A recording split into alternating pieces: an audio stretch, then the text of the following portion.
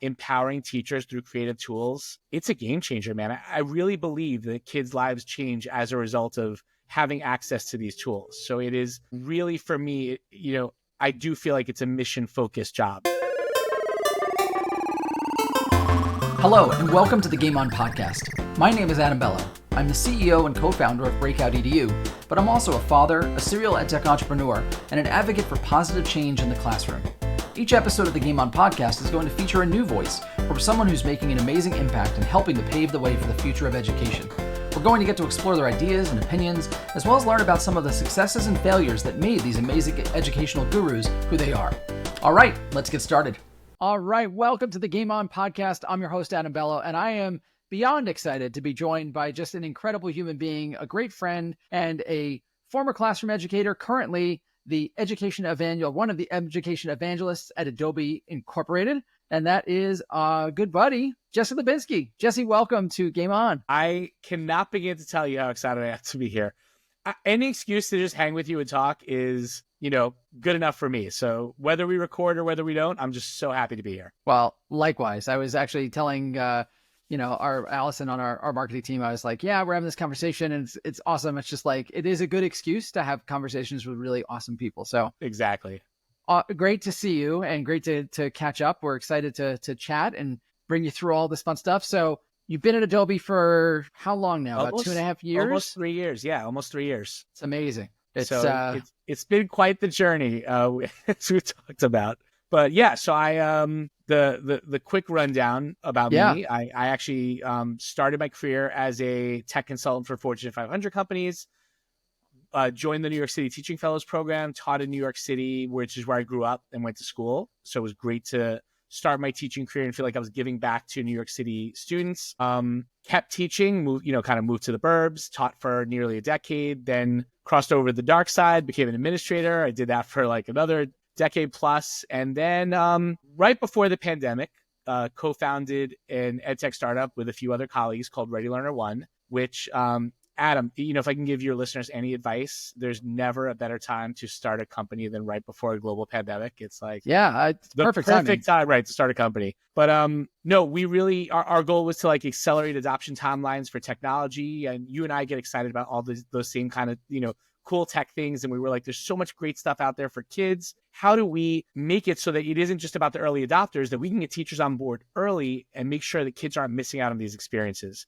So I did that for a few years. During that time, we wrote a couple of books. I co-authored Reality Bites, Innovative Learning Using Augmented Virtual Reality, and the Esports Education Playbook, Empowering Every Learner Through Inclusive Gaming. Can't believe I still remember those titles. I was going to say, that's pretty good. Yeah, that was, wow. You got the poster behind you in case you need to cheat. You can just turn Yeah, around. but I didn't cheat, just for anyone listening.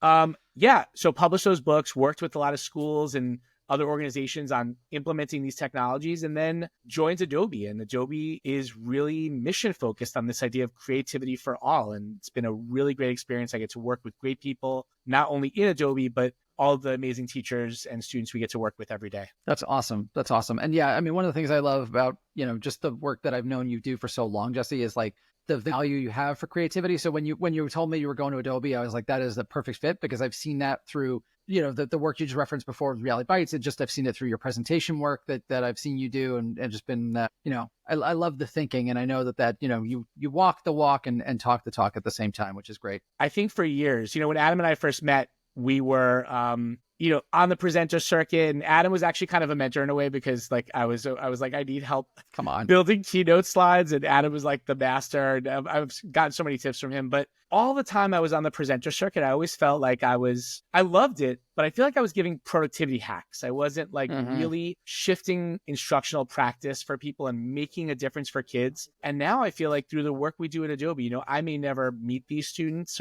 and they may never know my name, but I know when I see some of that work product they are creating now as a result of us empowering teachers through creative tools, it's a game changer, man. I really believe that kids' lives change as a result of having access to these tools. So it is really, for me, I do feel like it's a mission-focused job, and it's great. I love that. And I totally relate. I feel like, you touch a lot of folks that you might not, as you said, you might not see the direct evidence of. A funny story. I mean, I was trying to figure out where we're going to stick this in here, but I was like, what, let's just tell it at the beginning. So clearly we know each other for a while. And I think one of my Yeah. favorite moments with, of recent years was, I think we were headed to, was it TCEA years ago, like 2022? Uh-huh. I think. Yeah, it I was don't, 21 or 22, but yeah. No, it yeah, was 22. You're right. yeah, I think, yeah, it was 22. And we ran into each other literally like boarding a plane in LaGuardia or wherever. And I think we asked someone else to change seats. So we sat together and we flew, 4 hours from New York to Texas, which was awesome. We talked the entire time. I was about to say it was nonstop speed. Like, I don't think there was ever a stop in the entire conversation. We just talked the entire 4 hours. It was great. Yeah, it was a great conversation that I remember really well. But my favorite part about it, in terms of like just, I think you had just accepted the job at Adobe. I don't even think you had told folks publicly yet, if I'm remembering. Yeah, no, you're right. I remember. Yeah. And I was telling you, I was like, yeah, Breakout, we're trying to add stuff to our productivity tools. Like, we want our game builder to have some creative functions. And you're like, oh my God, I can make this happen. We can figure it out. And I'm like, okay. And in my head, honestly, I was like, wait a minute, Jesse, like, you're not even there yet. Like, what are we talking about over here? And we had actually talked to a competitor product. We were like, yeah, we're going to bake that in. It weren't super far along, but like far enough along that was a thing. And then literally by the time we had landed, you were like, yeah, I'm going to follow up with this person. I got this. And the rest is history. We were the launch partner with Adobe Express baked into Breakout's builder, and just so funny. Let the record show that I am nothing if not a company man. So it's like, when I'm on your I'm in from the signing date, not from the actual start date. But it's so funny. You reminded me of that. I totally forgot about that. But yeah, I mean, that's the thing. I think that's the thing about edtech in general that's always gotten me, like, it gets me so excited. So even I have Breakout box number 8, like the old wooden box. I had the 8th box. It shattered. I used that thing into the ground. So now I have the shards, the next gen, right? Yeah. But I've been in since day one. I love figuring out innovative ways to reach teachers and students. And so, like, the idea of that integrating creativity tools into like a platform that I already love to Breakout, like, I just get so excited by that stuff. So it's great. There's so many people including yourselves, that do such great work to really push the envelope further in terms of what inspiring our teachers to do really fun things with kids. I mean, those early Breakout modules, I could probably still run one because I just remember them so well. Oh, I'm sure. And ran them so many times. That's so funny. Yeah, but I love what Adobe's bringing. And I feel like, obviously, for those of you listening, you're like, are they just going to talk about the stuff we're talking? No, I'm going to ask Jesse questions. Don't worry. Stick with me for 5 seconds. But like, I do love, and it's true. Like, the new features that Adobe's exploring with AI and generative stuff, like having the what's the feature where it's the cartoon that the students the animate characters. Characters. Honestly, I thought was like a cool little, that's cool. And I didn't realize it would just resonate so deeply with with so many people. It's probably one of the most used features in our product. And I have seen, I mean, Adam, I saw an example from a New York City school, a nonverbal student who explained her math question, and the mom was crying because she had never heard the dog. That's the power. But I'm saying that stuff is like what drives me. So it's like, I love that. Even some little feature in a tool that you don't think would make such a big difference impacts lives. It's so just great. I love that. I love that. I love stories like that. I love use cases like that. And I think it just makes, on the highest of levels, when we think about edtech, we think about products, we think about the tools, but it's really, as as anyone listening really has come to know, it's like, it's the application and what it provides those users. So I love stories like that. So yeah, if you haven't used Adobe Express, clearly you don't take our words for it, but definitely check it out. Yeah. Insert sponsor thing here. Yeah. So Adobe Express, free for all K-12 schools. Check it out. Yeah, absolutely. All right. Well, now that we've told you how awesome Jesse is and Adobe Express is, let's pick your brain a little bit. So at Game On, we go by levels. That's our question set. So our level 1 question, I always like to ask people, like, play is super important here at Breakout. I always like to know, like, what were your favorite games to play as a kid? And then what are some games you might be playing now? And it doesn't have to all be video games. It could be anything. So what do you think? Well, naturally, I mean, you know me, so I'm a big video game dork. But I also wrote a book on esports, so it kind of plays right into that. But I had systems before the NES. Like, I had the Odyssey, and I had an Atari, not 2600. I had a 5200, which was like this weird, was supposed to be more powerful, but it had fewer games, and I never really wanted it. I always wish I had the 2600 100. But, when I think about the formative games that really Legend of Zelda, the gold cartridge, it's like, oh my God. Yeah. It's yeah, like yeah. the gold standard for me. In fact, I still have, they came out a couple of years ago with a Game & Watch, which by the way, I always had all those Game & Watches, but they have a Game & Watch that's the OG Zelda on it. And I have it up on a little stand in my office as like a memento, like to signify my whole dedication to the journey and everything. But all those old NES games, right? Zelda. I was super into sports games, not in the video game sphere, but like huge, like Stratomatic dork, which I think made sense then because I became a math teacher and I was always obsessed with statistics. But like I just loved the dice games, the dice baseball games. Yeah. That's awesome. And I loved like taking the deck of cards and trying to figure out so there was it wasn't Stratomatic, it was Pursue the Pennant. It was another one of those card games. And I'll always remember in the 1988 edition of this game, Jose Cruz Sr. played for the Yankees, and they had a lefty-righty split. Like it would split it up. So like depending whether you were facing a lefty pitcher or righty pitcher or whatever, if you know anything about baseball, typically you want lefties against righties, righties against lefties. I know very little, so thanks for teaching me. Right. So Jose Cruz, I knew that. That's why I explained that for you. But Jose Cruz Sr. only batted like 5 times or something against lefties, but he got 4 hits. So his batting average against lefties that year was 800. Now, that is incredible. I don't think what they then meant for people to do was take his little sample set and then basically he became my lefty killer for the entire season because I would only use Jose Cruz against lefties and he had led the league in batting average. So just fun little things like that. I just love digging into numbers. But yeah, video games wise, NES. I skipped NES. I skipped Super Nintendo. That was the only time I veered because that was the same time as Genesis. And Genesis was like, yeah, of course. Genesis was awesome. I mean, Shinobi, I had all, it was great.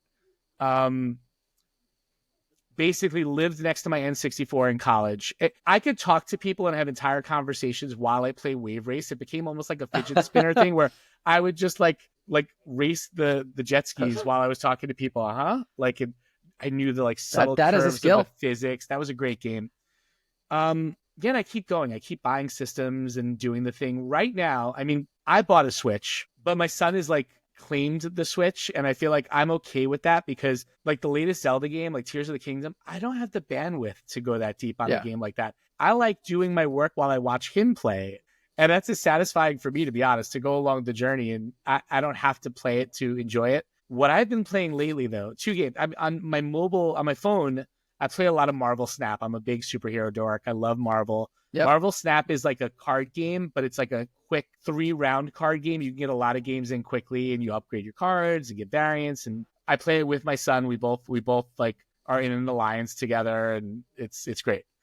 But Adam knows this actually because I called him. I texted him do you have a MetaQuest 3? And he's like, oh yeah, why? Yeah. I'm like, because Batman Arkham Shadow's coming out, and you could be Batman basically. And I literally bought a Quest 3 just because I wanted this game. If you've ever played any of the Batman Arkham games, they're amazing.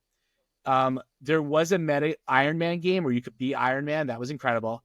But this is next level. This is you lift your arms out to fly, to glide with your bat wings. And so I haven't gotten there yet. I did pull the batarang off your chest and throw it. So you'll get there, but it's really great. That's weirdly enough, that's not the game I'm playing the most of. I got this Quest 3. I download Arkham Shadow. I'm like, I'm going to be all in it. And I happen to see in a review somewhere, they're like, but it's not Maestro. And I'm like, what's that? And so I download this thing.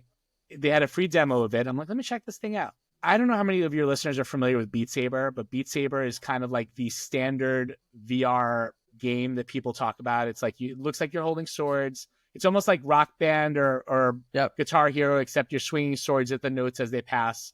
It plays music. This game is you conduct an orchestra. So it's just like that. But I have to hold a pen when I play. I need to hold a baton. Oh, that's awesome. Because in one hand, you're responsible for controlling tempo. And in the other is when you're pointing at different sections to come in, or when you're asking them to raise a note or crescendo or decrescendo. So you're literally and it shows where to hit the notes at the whole thing. And when you're done, you turn around and face the big opera house full of people, and you wait a minute because it's whisper quiet. And then if you're good, all of the applause and they're throwing roses at you and you're just like, this is amazing. That's awesome. I didn't expect it to be as cool as it is. And I haven't gotten up to the level yet. But if you look online, you can see all the songs they have available. They have the songs from Whiplash. I am so into this. Cool. I am so into doing the 2 songs doing Caravan by Miles Davis, doing Caravan and then doing like Whiplash, which was the song from the movie. Yeah. Like, if you have a Quest, and I think it's on like 2 or 3, totally recommend it. But yeah, I mean, Adam, you know the problem. You become a grown-up and you don't have as much time for stuff. So I definitely play more Marvel Snap than anything. The only other mobile game I really play is Retro Bowl, which is Tecmo Bowl, but on the phone, and it doesn't require a connection. So I could play it on the plane without needing to be connected. Love that. But then as soon as I get service again, I'm back on Marvel Snap. I think I've actually watched you play Marvel Snap. I think you have. Yeah, that's really funny. Yeah, well, the one it's funny you say this, and I've actually had other guests on the show that have talked about this as well. Like I've collected games that I would have the best of intentions to play at some point, but then I just don't have the time to do so. One I know I have on pre-order is the new Indiana Jones game, The Great Circle, which is a throwback. Yeah. What platform is that? It's starting on Xbox, and then it's going to come out, I think, on PS5 and probably all the other systems later on. But it starts on Xbox. So I have that pre-ordered for December. I'm hoping I get to play it for a little bit, but in reality, we know how it works. You play it for like 2 seconds, right? I'm assuming all of your listeners, because I'm like, Adam loves a good platformer, but I'm assuming everyone knows your celebrity status in the gaming world, right? Oh yeah, my celebrity status. Okay, yeah, I'm sure they do. Dr. Fred. That's right. Dr. Fred for the remake of Maniac Mansion. The first one, just had I don't want to qualify beeps and boops. I don't want to qualify it. Yeah. Fair enough. You are the voice. Oh wow. For a legendary game. So even though you're right, the original game didn't have the voice is now associated. Yeah. Right, exactly. Oh, of course, yeah. Recorded in my closet amongst my clothes, during the pandemic. Lots of fun. So that's the hard part, right? Is just finding time. But I still love to play games. I love to watch my kids play games. And, again, wrote the esports book. Gaming can be such an important part of a student's learning journey. So I feel like that is something we definitely need to meet them where they are in terms of that and try to find ways to get them excited about the things we need them to get excited about, but yet following those things they're passionate about. Yeah, 100% agree. Obviously, from our standpoint, I think gaming is quintessential to learning about both yourself and learning about content and how to interact with both of those pieces. So I will just add, though, on the non-video game note, again, like love Catan. Mm-hmm. I'm a little scared about what that shows me as a person, like how I operate. I am just you're not alone there. People love Catan. Like Catan me is not real me. Oh, okay, I like to think it's a different. I'm a different. It's like when people go on Survivor and they're like, "That's not how I really am in real life." I'm like, I like to think that's the way I am when I play board games and stuff. But so super competitive at that, you mean, or I think cutthroat? I am highly competitive and cutthroat. Yeah, that's not me. When there are games like that, I'm just like, nah. I mean, I'm competitive like at other things, fine, but like the games, I'm just like, nah. I'm at the point where my kids love really complicated like board games and card games, and I'm just like, yeah, if it takes me more than like 5 minutes of mental bandwidth to really understand the instructions, I'm just like, let's a Connect 4 type of game is more, to relaxing speed. But anyway, well, cool. I mean, obviously, I feel like we literally could talk about games the entire show. We totally could. We possibly could, but I want to kind of dig into, you've had such a long careers, I would say, because obviously it all flows together. But I always like to ask guests, like, kind of thinking back on their origin story. And I know you're a huge superhero fan, so whether you take it from the Marvel side and it's the spider bite or whatever you want to go with, like, what's your origin story? What led you to kind of taking that math teacher role way back when? Like, how did educator become the career choice? It's funny because I think growing up, I was always so passionate about technology that I was always convinced computers, or technology would be my field of choice, and my major was computer science. So I did intend on doing that, but I'd always loved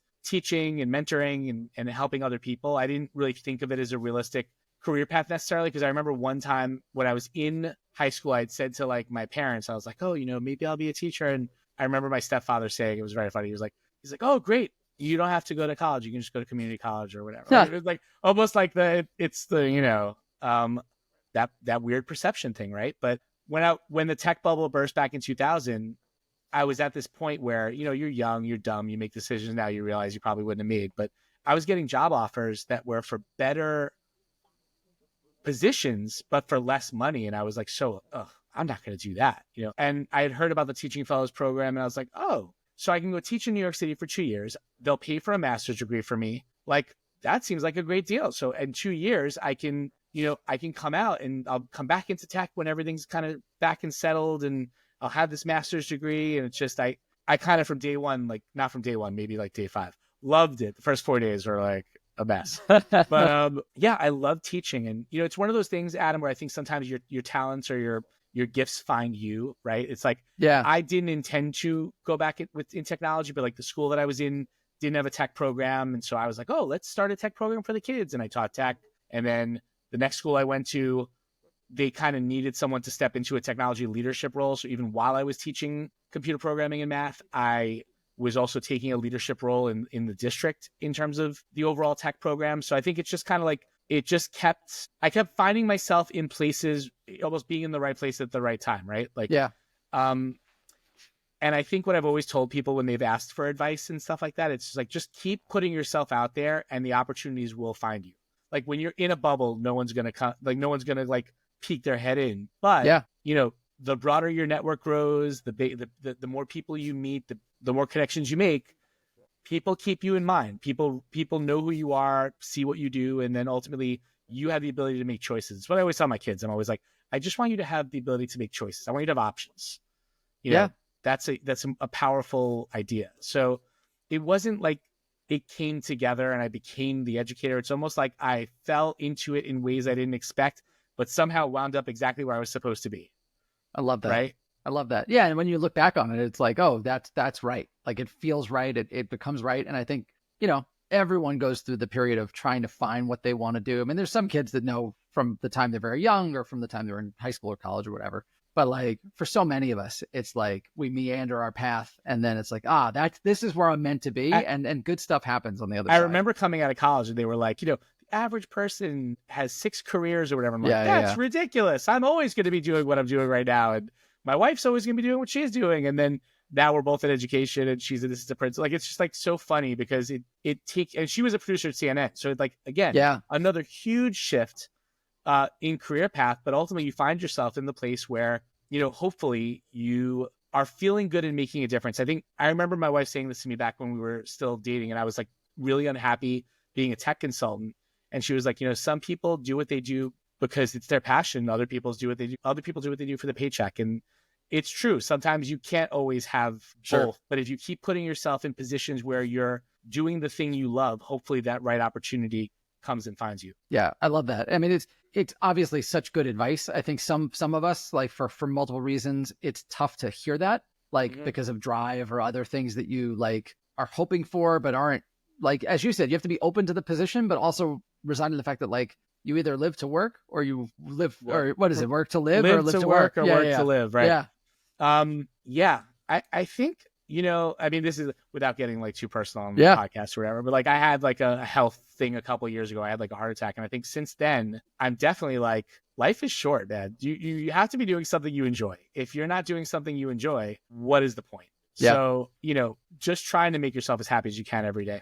I was trying to figure out who that like origin story, like what superhero aligns with that. And I'm like, I don't know, is it like Long Shot? It's like some weird, like one of those ones with like a luck Only factor you go or to something, that right? Yeah. Like I'm doing a deep X-Men cut right now, but like someone this. who just had like the weird, or like Starfire, like someone who just had like luck factor or whatever. Like I just, was fortunate enough to meet like a lot of really great people doing a lot of really great things and was able to kind of find a place in that space. Yeah, I love that. And I think, listen, I mean, life events like what you're talking about, obviously they color all your decisions from that point on and also make you reflect very differently sometimes about the decisions that before that, like the big stuff that we deal with, those challenges feel different on the other side of those types of things. So, well, and I know like you like to ask, I've listened to some of the episodes and you talk about like what's like a big challenge or an obstacle. That's like, my next question is level 3. Come on. Right. Level 3. So we're level 3 now. And, I think for a long time in my career, I was very conservative about taking opportunities. Like there were times where early on I could have joined at really great startups and, I saw them rise to the top and then totally fall apart. But at the same time, I'm like, would it have been worth it to have been on that ride though, instead of just kind of like hit on safety and cruise control? Like I think I played it too safe at times.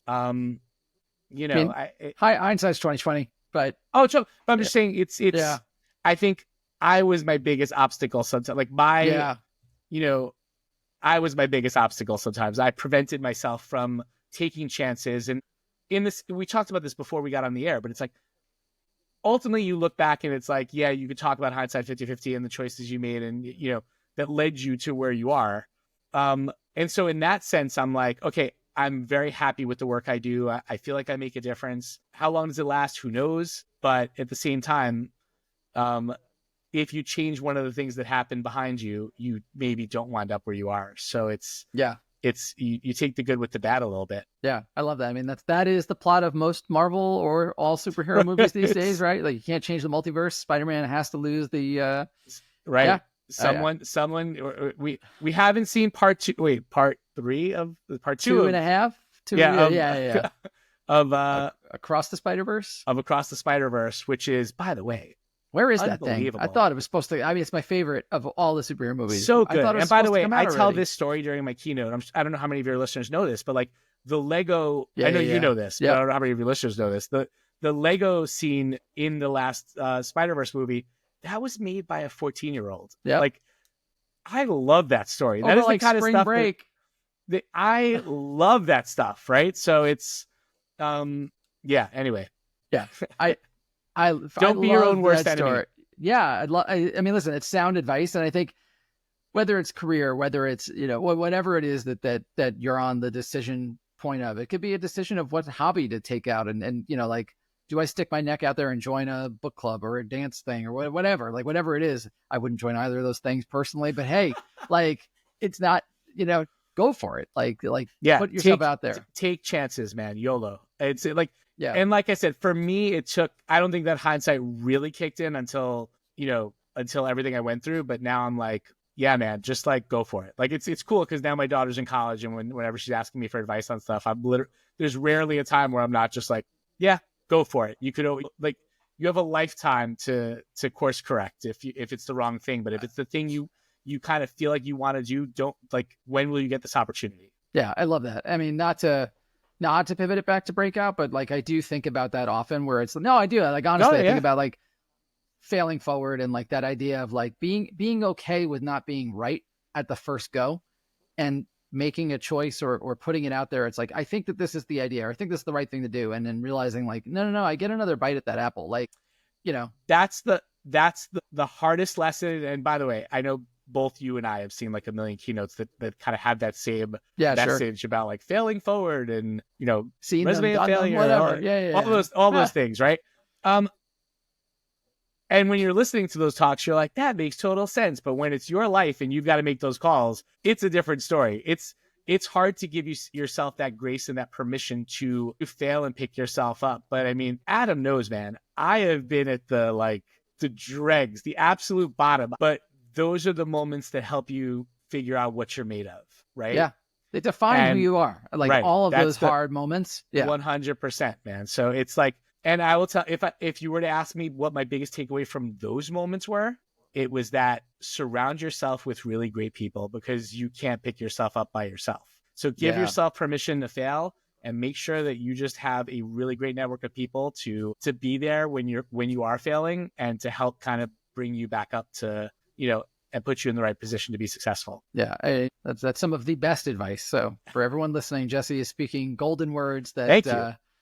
Dropping gold nuggets all over the place. Exactly. And again, like easy to hear, but knowing you as I do, and for those listening, like, this is battle-worn lessons. Like, I think and those are the ones that matter. It's not pontificating and making up, you know, bite-sized things from a keynote. It's like real life stuff. So I think everyone listening to you can tell how passionate you are. I'm going to our level 4 question about passion. All right.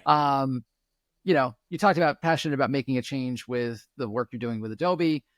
You know, it's clear that you have passion for whether it be playing Marvel Snap or anything else, but like, what are you most passionate about right now? And it could be related to work. It could be related to, you know, something in the news. It could be related to whatever. Like, what are you learning about yourself? You know, it's funny because someone told me, for these kind of jobs, like it's not, my job is not the type of job you turn on and off. It's not like I'm an evangelist from 9 to 5. It's like I'm an Adobe evangelist 24/7. So it's hard. It is hard for me to turn off the thinking about it.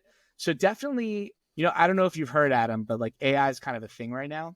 What's AI? No, exactly. Right. So, and I think breaking down some of the concerns, or like really empowering creativity through AI. So this idea that AI can actually be an accelerator to creativity, not a replacement for.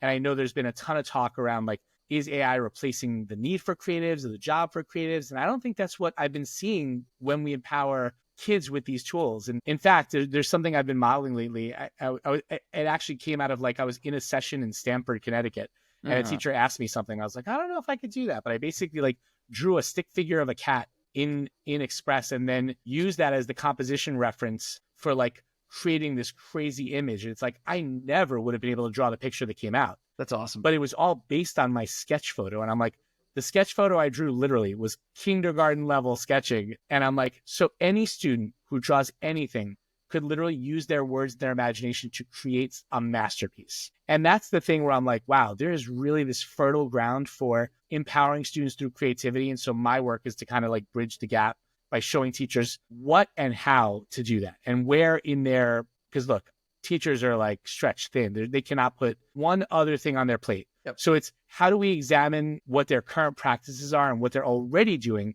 to find space for those creative opportunities. That gets me excited because I think once you kind of wind the kid up and let them go, right, they're going to go in whatever direction they want. But the point is they're going. And, having grown up in New York City, and I do a lot of work with New York City schools, in addition to cities all over the country, there are kids that need to kind of be lifted up to see what is possible. And then they're off and running. And it's a matter of making sure those kids know what those opportunities are and that they have it in their fingertips. That's the scariest part for me, is a lot of kids have access to all of this stuff and don't even realize they do. Yeah. So the thing driving me right now is really this idea of how do we provide these creative opportunities to all of these students to get them excited about whatever it is, whether it's making movies, whether it's, developing a game or just talking about games, any of those things. Like, let's do it. I love that. And I mean, it's funny because like tools like Adobe have democratized the ability to create.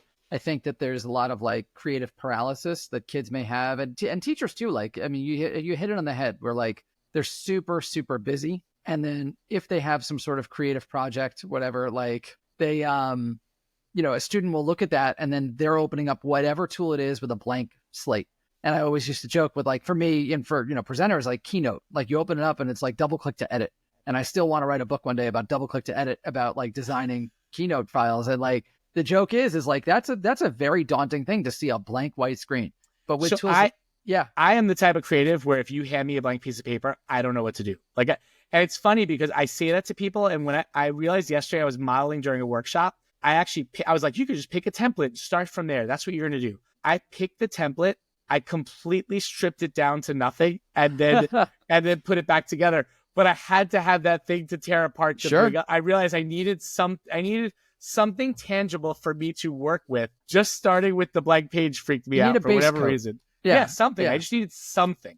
So I get that. It's very funny. I get that. And a lot of people are like that. I mean, I think we're not unique in that. And I think that tools like Adobe, like specifically templates, or even just being able to kind of pull in assets without having to feel like you have to design everything yourself. Yeah, exactly. Is empowering for learners. And I know AI is like, it's talked about ad nauseum. I think a lot of people pontificate about it.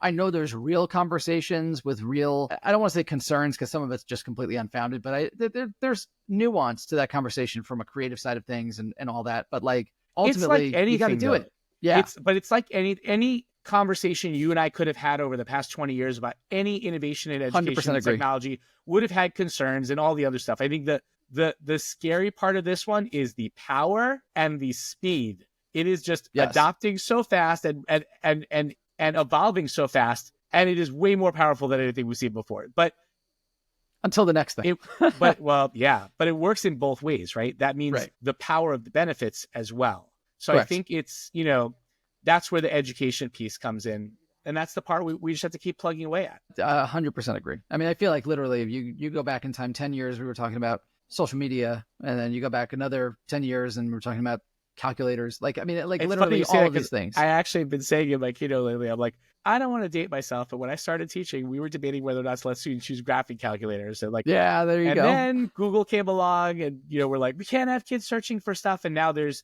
like, it's like ubiquitous, right? Everyone searches for content. The way I've been framing it is what's actually happening now is we're evolving from this. We've been in the like search paradigm to we're evolving from the search paradigm to the create paradigm. I mean, how many people have spent 20 or 30 minutes searching for an image that they get maybe like 70% of what they actually wanted, and maybe it's like low res and it's just bad. Well, now if you could just articulate what you want, you can have it. It's that simple. So, it's fascinating to watch this kind of taking over and watch the elevation in terms of what people are creating and what's happening. So it's a really interesting and cool time. I love it. I love it. And even, I mean, you'll appreciate this. Actually, my kids are big D&D nerds. Love it.